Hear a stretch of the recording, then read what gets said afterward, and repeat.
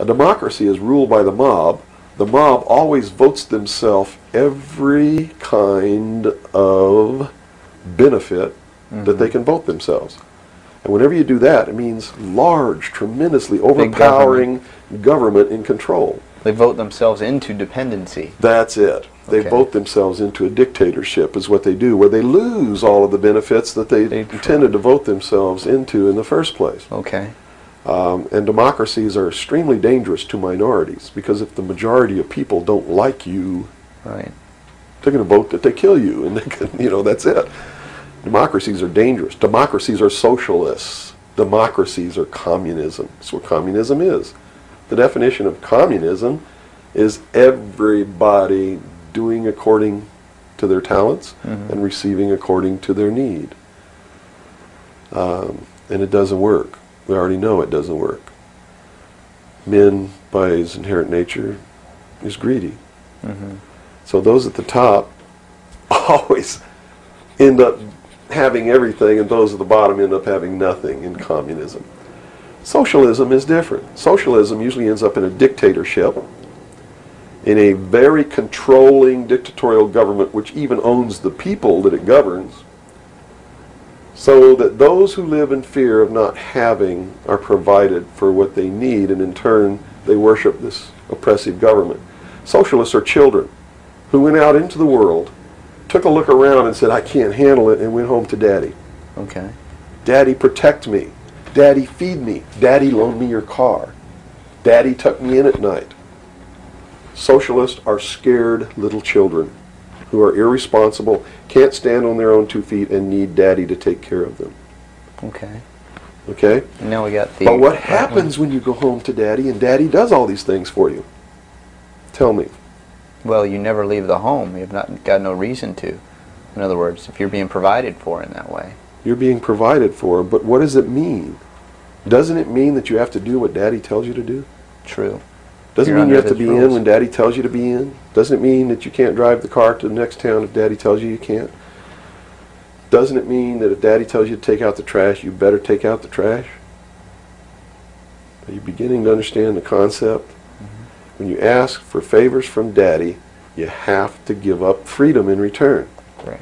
Okay. So socialism always leads to repression of liberty, freedom, equality. All of those things fly out the window, so that you can have free health care, so that you can have a place to live but you don't have to pay the rent, so that you can have food given to you by the state.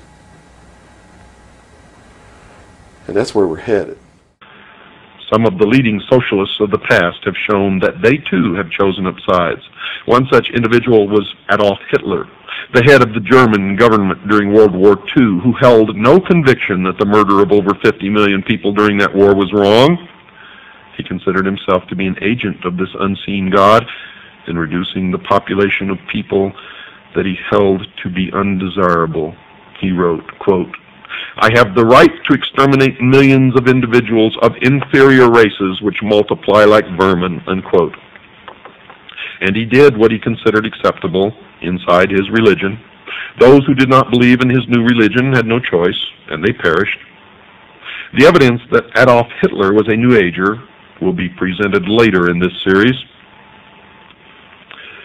Another of the leading spokesmen for the socialist position was George Bernard Shaw, a well-known writer during his day.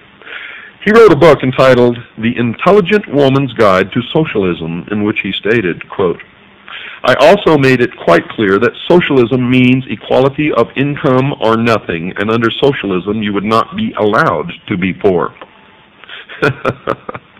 You would be forcibly fed, clothed, lodged, taught, and employed whether you like it or not, whether you're useful or not, even if it were discovered that you had not the character and industry enough to be worth all this trouble. You might be executed in a kindly manner, but whilst you were permitted to live, you would have to live well, unquote. Socialism is the greatest perversion, deception, and lie that has ever existed on the face of this earth, and has brought nothing but misery, death, poverty to people who have and subjected to its cruelties.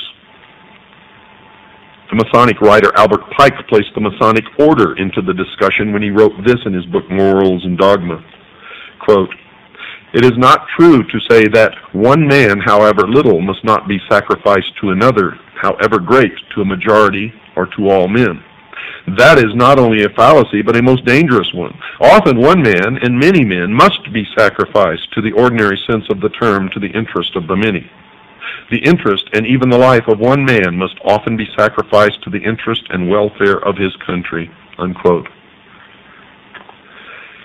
The religious view is that the sacrifice of one life for the interest of the many is murder, and those who believe in the God of the Bible are told not to commit this act.